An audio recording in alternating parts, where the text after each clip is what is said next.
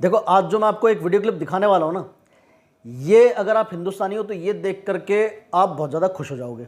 लेकिन भाई साहब अगर आप एक पाकिस्तानी हो ना, तो पहले तो आपको आपके कानों पे यकीन ही नहीं होगा कि आपने क्या सुन लिया। आपके तन बदन में आग लग जाएगी और अगर थोड़ी बहुत गैरत होगी ना तो चुल्लू पर पानी में डूब मरोगे। देखो ये एक्स पेंटागन ऑफिशियल क्या कह रहा है, जो ये 4 दिन इंडिया पाकिस्तान के बीच में लड़ाई चली उसके बारे में। India was able to, with precision, decimate the terror headquarters and training camps.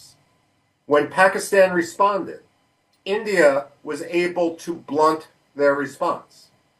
And then when Pakistan continued to try to retaliate, India was able to put their airfields out of commission. Pakistan went running to try to achieve a ceasefire like a scared dog with its tail between its legs. And the fact of the matter is, there is absolutely no spin that the Pakistani military can put on what occurred to shield themselves from the full reality of the fact that they not only lost, but they lost very, very badly. जी हाँ दोस्तों, तो सुना आपने कि ये जो Michael Rubin जो x pentagon official है, इसने क्या कहा। अगर आपने ध्यान नहीं दिया ना तो एक बार दोबारा सुनो जरा इसने क्या कहा। Pakistan went running to try to achieve a ceasefire like a scared dog with its tail between its legs. जी दोस्तों, तो सुना आपने। लेकिन दिक्कत क्या है कि जो हमारे पाकिस्तानी दोस्त हैं इनका थोड़ा सा अंग्रेजी में हाथ तंग है, तो जो ये माइकल रूबिन ने कहा इसको मैं हिंदी में ट्रांसलेट कर देता हूँ, इनको अच्छी तरह से हिंदी समझ में आती है। तो इसने कहा कि सीज फायर के लिए पाकिस्तान इस तरह से भाग रहा था जैसे कि कोई डरपोक कुत्ता अपनी पूंछ अपनी टांगों के बीच में दबाकर इधर उधर बचने के लिए भागता है। तो आपके क्या विचार हैं माइकल रूबिन के स्टेटमेंट पर, यह कमेंट करके आप मुझे ज़रूर बताएं कमेंट बॉक्स में। अब देखो सवाल उठता है कि भाई इस बार जो इंडिया ने पाकिस्तान को ठोका है, इस पर पूरी दुनिया में इतना ज़्यादा हल्ला क्यों मच रहा है।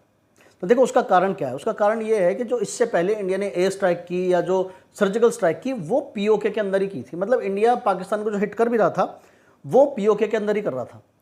उससे पाकिस्तान को कोई फ़र्क पड़ नहीं रहा था, ना पूरी दुनिया को कोई फ़र्क पड़ रहा था।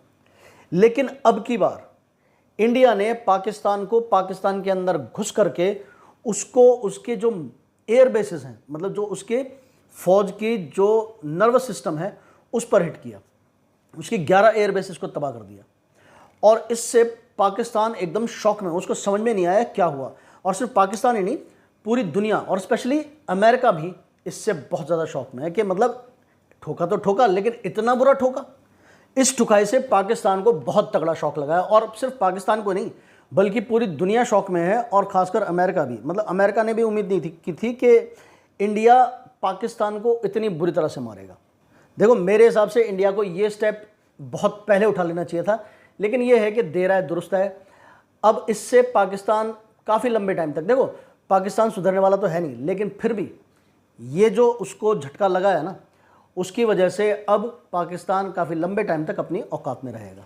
लेकिन 4 दिनों की इस वॉर में इंडिया ने सिर्फ पाकिस्तान को नहीं बल्कि 2 और कंट्रीज़ को बहुत बुरी तरीके से नुकसान पहुंचाया है। अब ये कौन सी 2 कंट्रीज़ हैं और इनको क्या नुकसान पहुंचाया है इंडिया ने, इसके लिए आप मेरी नेक्स्ट वीडियो ज़रूर देखना।